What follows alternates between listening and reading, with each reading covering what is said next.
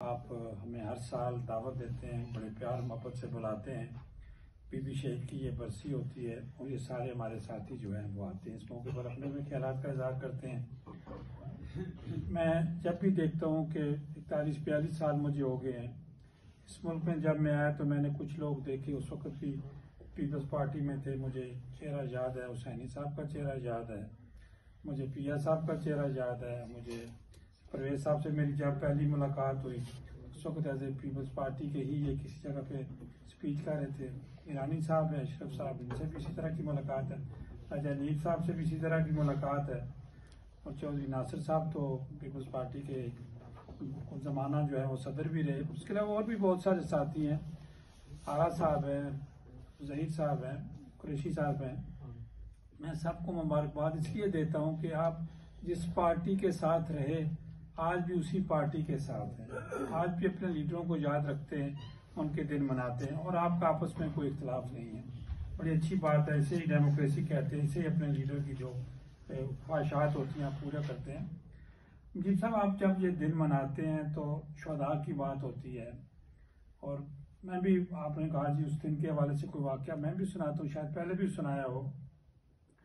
جس دن be be بے نظیر شہید ہوئی اس دن میں لائیو پروگرام کر رہا تھا، اسکر شاد صاحب تھے نوائے وقت کے بیورو چیف، ان کا میں لائیو انٹرویو کر رہا تھا،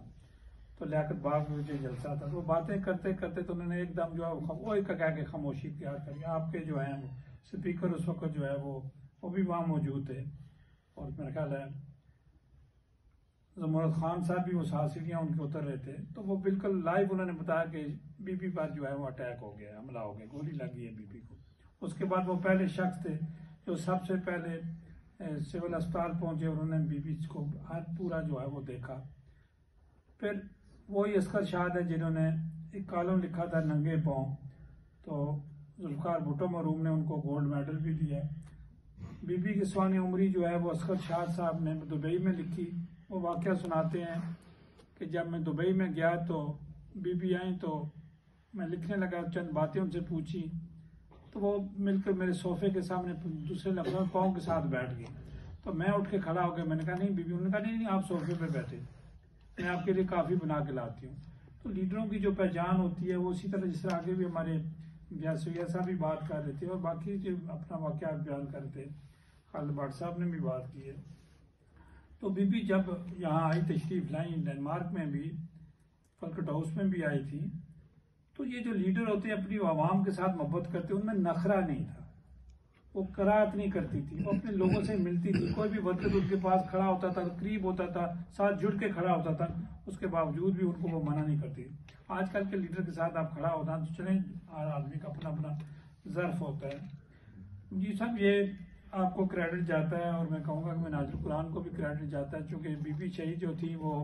منہاج القرآن کی لائیو ممبر بھی تھی، تو یہ جگہ آپ کو پرووائڈ کرتے ہیں، وہ بھی ان کی انتظامیہ کو بھی ہم مبارکباد پیش کرتے ہیں۔ آج کشمیر والے بھی مظلوم ہیں، چونکہ شہداء کی بات ہو رہی ہے تو کشمیر میں بھی شہداء کی لائنیں لگی ہوئی ہیں، فلسطین میں شہداء کی لائنیں لگی ہوئی ہیں، دنیا جہاں بھی کہیں مظلوم ہیں، تو ان کے لیے یہ دن جو ہے وہ اسی طرح یاد کیے جاتے ہیں۔ سید صاحب نے بھی ذکر کیا، دعا کے لیے بھی سب آپ آخر میں دعا کا بھی کہیں گے، تو میں ایک بار آخر میں نجیب صاحب آپ کو، پوری ٹیم کو آپ کو مبارکباد پیش کرتا ہوں کہ آپ نے یہ دن جو اپنے بیوی کے، اپنے لیڈروں کو یاد رکھتے ہیں۔ خدا حافظ، پاکستان زندہ باد۔